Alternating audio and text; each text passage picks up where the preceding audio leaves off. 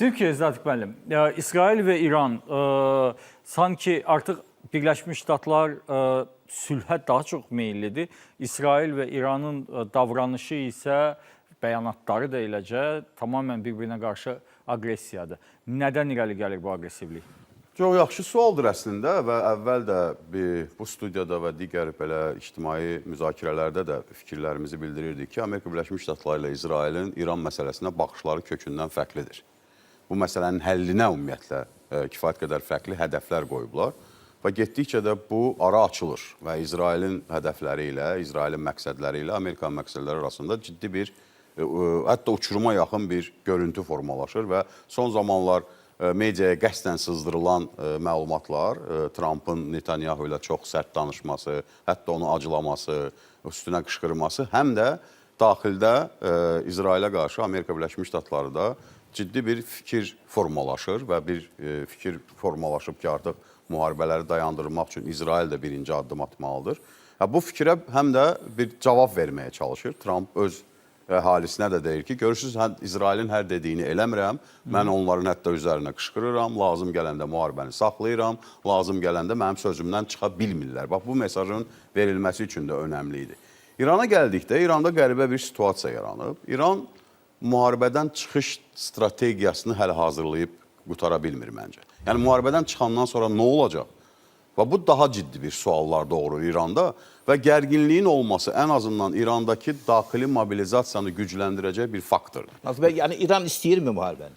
Ən azından gərginliyin davamında maraqlıdır. Gərginliyin davamında maraqlıdır ki, nə qədər çox gərginlik və qeyri-müəyyənlik olacaqsa, bir o qədər daxildəki konsolidasiyanı gücləndirmək mümkün olacaq. Müharibə sabah bitdi, buradan çıxış yolları nə olacaq, suallar yarananda onların cavabları nə olacaq? Bu İranın indiki elitasını, hərbi elitasını daha çox, çünki daha çox onların söz sahibi olduğu görünür, onları ciddi şəkildə narahat eləyir və etməlidir də. Çünki iqtisadi vəziyyət, daxildəki inflyasiyanın vəziyyəti, qiymət artımları, işsizlik və s. bunlar ciddi problemlər yaradır. Natiq bəy, bəs onda Paşinyanın təcrübəsi məğlubiyyətdən sonra siyasi qələbə sizcə? Məncə o tamam fərqlidir, sistem olaraq fərqlidir də. İranda seçki sistemi də fərqlidir.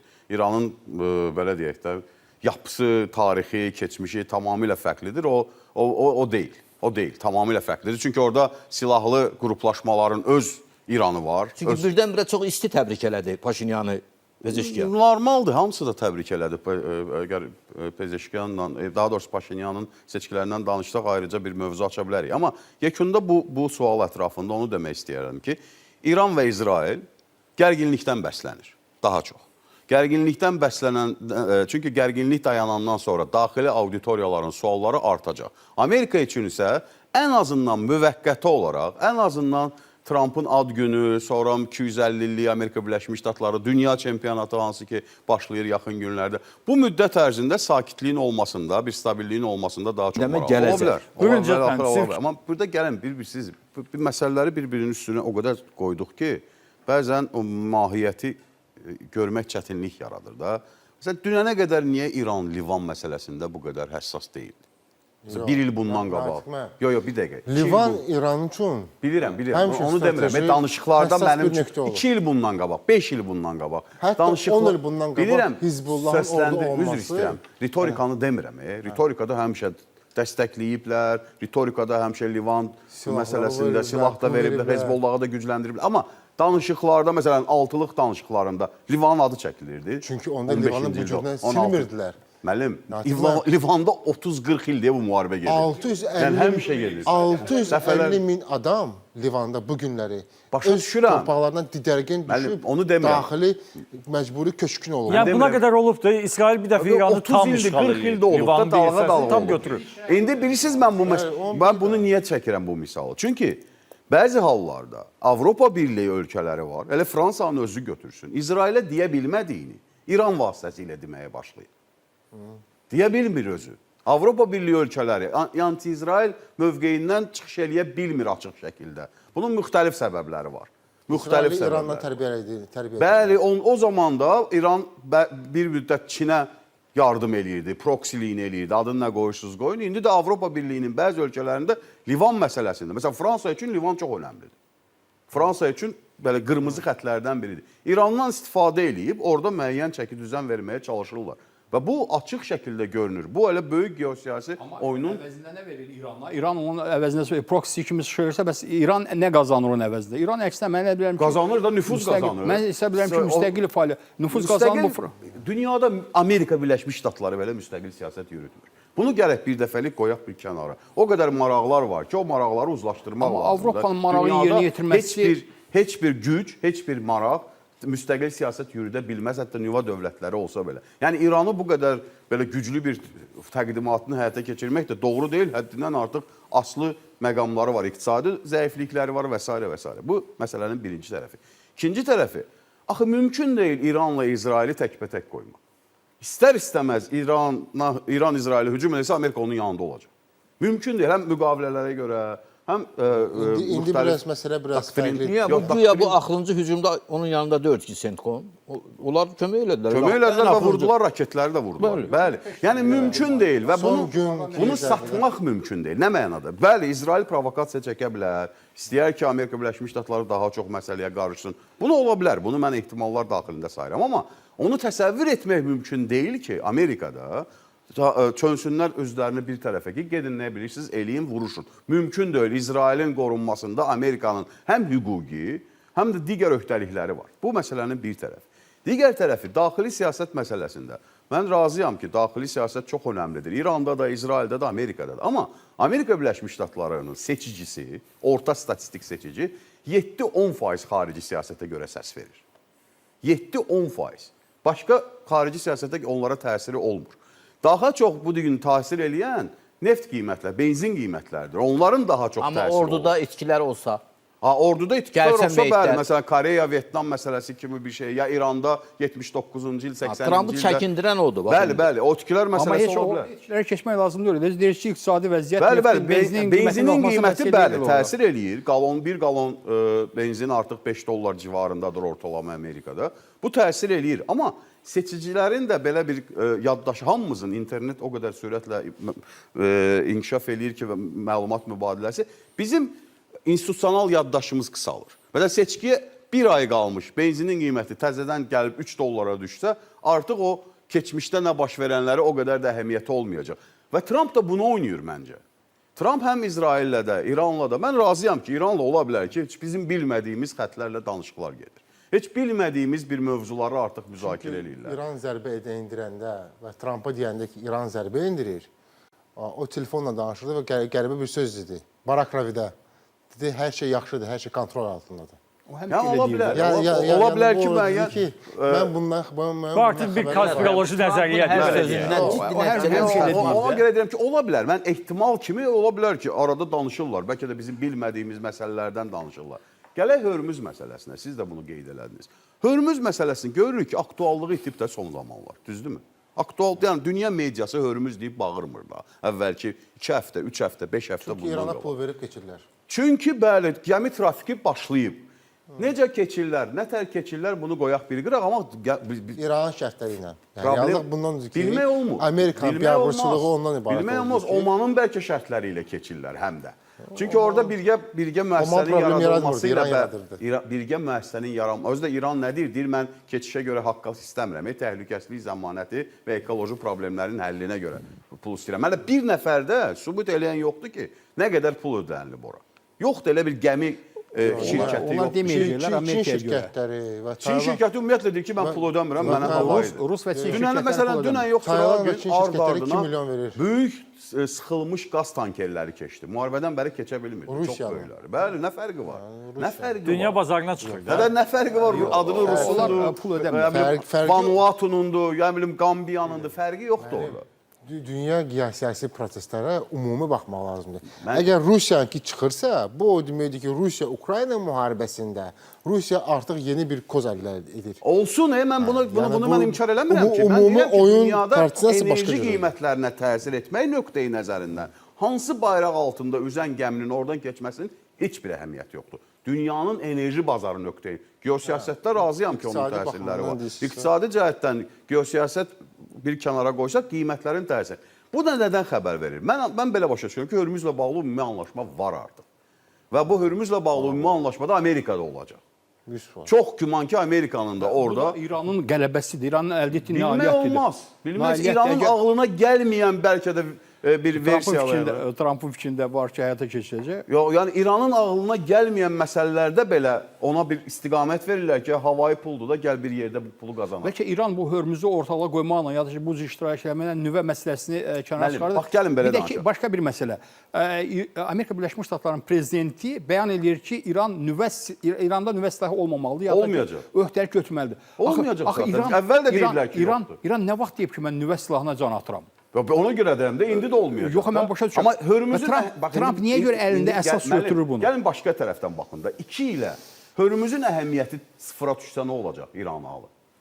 Təbii ki, İran Dəyişə bilər. Alternativ marşrutların çəkilməsi. Ona görə adını çəkməyə başladılar ki, o Bəli, biri Səudiyyə Ərəbistanı artıq Dünyanın neftinin 20%. yarıdan və çoxunu Husilər başqa Husilərin baxınca hərəkətə gəlməsin. Husilər oyunçu deyil.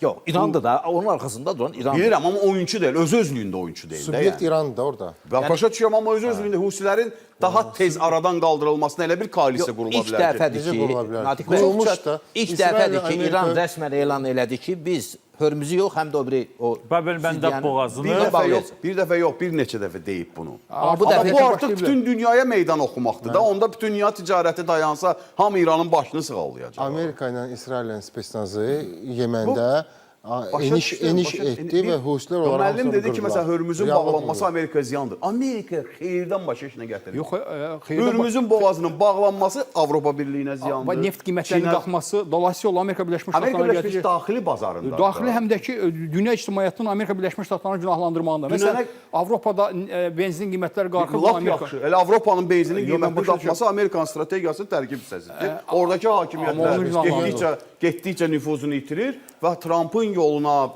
respublikaçılara yaxın partiyalar yavaş-yavaş qalib gəlməyə başlayacaq. Nüfuz qazanmağa başlayacaq. Yəni bu nöqteyi nəzərdən Hürmüzün bağlanmasının Amerika heç bir dəxli yoxdur. Mənfi olaraq heç bir dəxli yoxdur. Yox, mən bu Birbaşa Olarmı mən bir daxili inflyasiya var. Avropada Mənim yoxdur da, inflyasiya mən var. sizə rəqəmləri deyim ki, 2,8% də Amerikada inflyasiya. Biz belə inflyasiyanı arzu edirik. Buyurun, mən Məncə- mənim toxunduğum məsələyə qayıtmaq istəyirəm. Həmişə ənənəvi olaraq Ərəbistan yarımadasında təhlükəsizlik çətiri Birləşmiş Ştatlar idi. İndi Birləşmiş Ştatlar öz xüsusi hərbi əməliyyatını keçirdik fevralın 28-dən etibarən. Nəticə hələ ki yoxdur, nə qədər Trump bunu elan etsə də. Yəni mütləq və tam qələbə demək olmaz. Əlbəttə. Belə olan bir vəziyyətdə Birləşmiş Ştatların Ərəbistan yarımadasında mövqeyi bundan sonra necə olacaq? Mən o baxımdan deyirəm ki, Pakistan var, Türkiyə-Pakistan birliyi var, Türkiyə-Səudiyyə var. Türkiyə ilə Səudiyyə arasında artıq anlaşma var ki, İstanbuldan Səudiyyə Ərəbistanının limanlarına dəmir yolu İsrail var. tikilməsi. Çin var, hansı ki Pakistan vasitəsilə bu bazara girir. Sizə elə gəlmir ki, ən azından yaxın şərqdə müəyyən dərəcədə qüvvələr balansının dəyişməsi baş verəcək? Gəlin onda biraz əvvələ qaydaq da. Niyə Amerika Birləşmiş Ştatları üçün Səudiyyə Ərəbistanı, ümumiyyətlə Ərəb yarımadası, Körfəz ölkələri maraqlı idi? Çünki neft var idi. Dünya neft hasilatının elə zamanlar olub ki, hətta 40%-nə yaxını Körfəz ölkələr verir. İndi Amerikanın elə bir dərdi yoxdur. Özünün də nefti var. Ondan əlavə Venezuela neftini də bu yaxınlara qədər bir müddətdən sonra yenidən 6 milyon, 7 milyon bar ilə qaldıra bilsələr hasilatı, hansı ki düşmüşdü Maduro'nun vaxtında, bu dünya neft hasilatının ilkin mərhələdə 5də birini, sonraki mərhələdə isə 4də birini belə nəzarətdə saxlamağa imkan verəcək. Yəni bu anlamda Körfəz ölkələrinin önəmi də Amerika Birləşmiş Ştatları üçün azalır.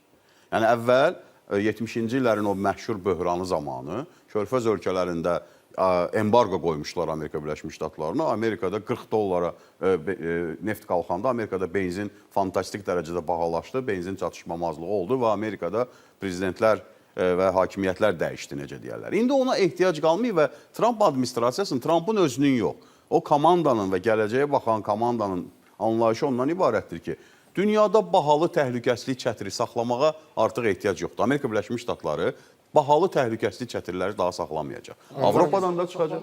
Onu elə o ərəb ölkələrinin Bilməm, hesabına onlar buna salırlar. görə pul alırdılar. Bilirəm. Söhbət o bahalı. Siyasi Elə öz bu 4 mövqeləri trilyon var. axırıncı pul elə. Hələ yoxdur. O 4 trilyonun 4 dollarını belə görən yoxdur. Söhbət ondan gedir ki, artıq ona xərclənən vəsait, ona xərclənən Siz enerji. iqtisadsınız, o pullar hardadır ümumiyyətlə? O Hansı? növbətən güya Amerika və digər ölkələrə satılan neft pulları harda saxlanır? Başa düşürəm, Amerika Birləşmiş Yəni Ştatlarında, də. Britaniyada, Londonda, London Ona görə City-də də saxlanır. demək ki- Daha çox London City-də yeri gəlmişkən Və saxlanır. hansı valyuta satılır? Dollara satılır və bu çox önəmlidir Amerika Birləşmiş. Söhbət ondan getmir. Eks konsepsiyanı. Sən bax, yuandan mən 10 satılanlar, illik gələcəyə başqa baxış cürə. konsepsiyasını çalışıram öz anladığım kimi izah eləyim də. Dünya getdikcə daha çox başqa cür idarə etmə və nəzarət mexanizmləri düşünür.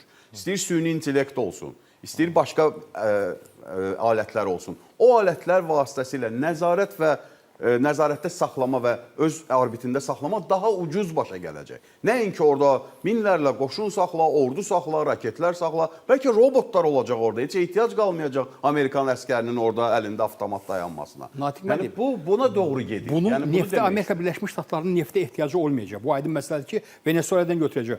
Axı bu pul məsələsindən, dollar məsələdir ki, bu regionda pul qalacaq, ha bu pullar Burada hara gedəcək? olmayacaq da, bax, texnologiyaları harda əvvəl silaha verirdi Amerika Birləşmiş Ştatlarından, milyardlarla silah alırdı, 100 milyardlarla. İndi texnologiyalara verəcək. Bunu Çox Çindən pul. alacaq Natiq da. bəy. Texnologiyalarda ala bilmir. Çindən ala bilmir. Natiq bəy, mən sizin həmişə texnologiyaları. təhlillərə çox hörmətlə yanaşıram və maraqla da Buyurun. qulaq asıram sözün doğrusu.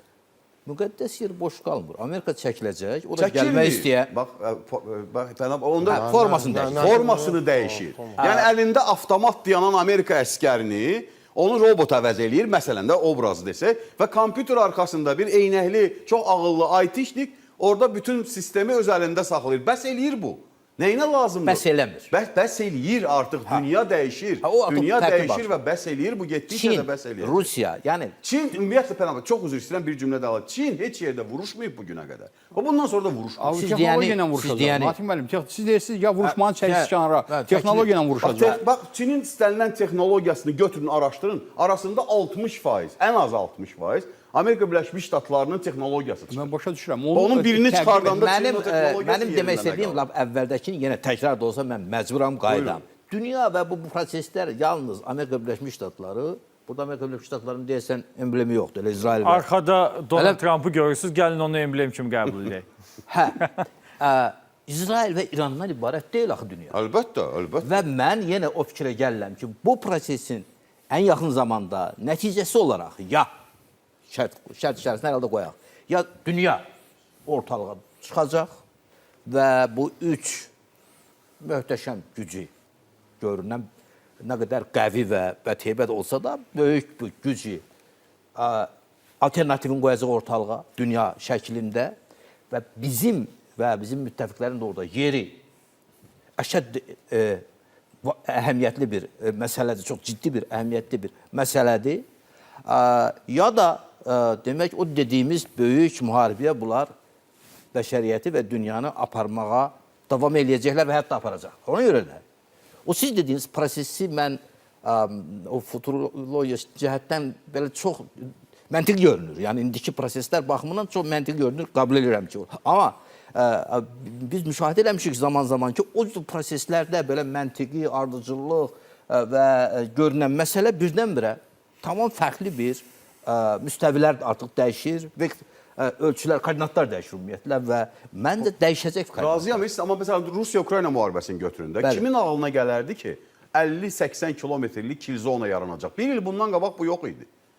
Artıq dronların o vəziyyətə gəldi, o Roy dron deyirlər də, onun o vəziyyətə gəldi çıxdı ki, Krıma belə yük gətirə bilmir Rusiya. Yəni onu demək istəyirəm ki, o qədər sürətlə dəyişir ki. texnologiyaların sürətli Bəli, inkişafı. həddindən artıq sürətlidir. Biz onun 1 ildən sonra, 2 ildən sonra hansı effekt verəcəyini indidən təsəvvür eləmək belə çətindir. Mən o məsələni kənara qoymuram, razıyam ki, o çox mühüm əhəmiyyətə malik məsələdir bu təhlillərdə, amma hər halda Biz ona hələ gəlməmişik, amma biz hələ Çinin də keçid dövründə Amerika öz gücünü saxlamalıdır axı. O sizin dediyiniz texnologiyalara keçid dövrünə qədər Amerika bu gücdən istifadə O etməlidir. güc kompüterin klaviaturasında bir düyməyə çevrilir ya artıq. Düyməni basırsan, bütün sistemi çöktürürsən. Venezuelada bunu elədilər də. Düzdür, daxildən də kömək eləyib qapını açan oldu. Bu heç. Amma orada bir nöqtə ilə bütün hava hücumundan müdafiə sistemini neytrallaşdıra bildilər. Yavaş-yavaş üzü o demirəm bu sabah olacaq. Yavaş-yavaş. Yavaş-yavaş üzü o texnologiyalara gedir və Amerikanın konsepsiyası dəyişir. Amerika daha bahalı, məsələn 26 trilyon dollar xərcləyib Avropada təhlükəsizliyə 2-ci Dünya Savaşından sonra. Niyə xərcləyib o pulu? Bax, indi o sualı verir. Çünki öz hegemoniyasını saxlamaq. Bəli, Bu indi deyir ki, prosesin sonunda Amerika hegemoniyası ya bitəcək, ya da bitəcək. Amerikanın indiki bəs yeni Donro doktrinası da Monroe'dan keçiblər. Artıq Donro doktrinası nədir? Yəni Amerika qitəsi mənimdir. Mən qayıdıram bura. Bura heç kimi də buraxmıram. Amma dünyanın da Amma əksin eləyədi. sınır nöqtələri var. Mən orada hakimi mütləq və bloklayıcı səs olmağa çalışacağam. Bundan imtina eləmir. Amma artıq gücümü, nüfuzumu və ən böyük belə istiqamətimi mən Amerika qitəsinə və orada da uğurları var. Başqa dünyanın başqa yerlərindən nisbətən. Hələ görə Kubadan yenilər. Kuba ad gününə və yaxud da 250-liyə bir hədiyyə olacaq.